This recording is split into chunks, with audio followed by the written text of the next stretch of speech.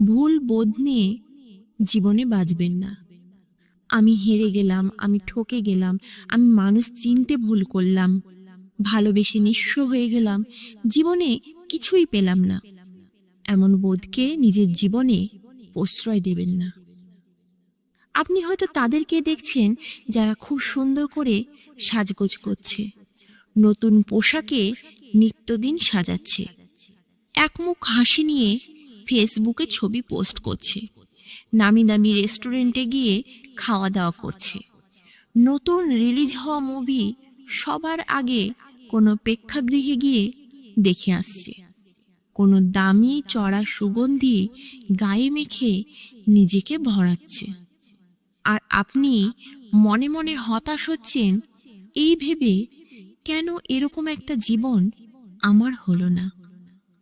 আর তাতেই বাড়ছে আপনার মনে হতাশার পারদ।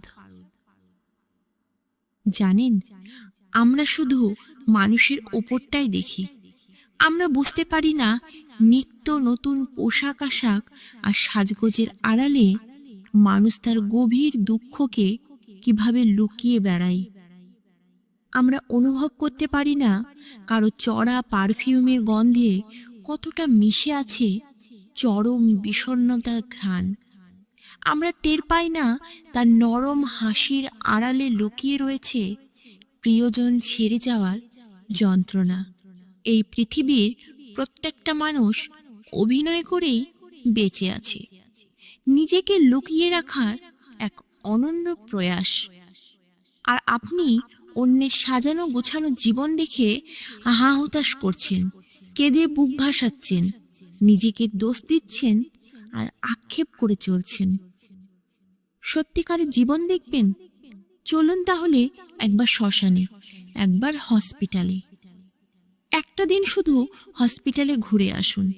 হসপিটালের বেডে যে শুয়ে আছে আর হসপিটালের বাইরে যারা অপেক্ষা করছে, তাদের অবস্থাটা চোখের সামনে থেকে প্রত্যক্ষ করুন।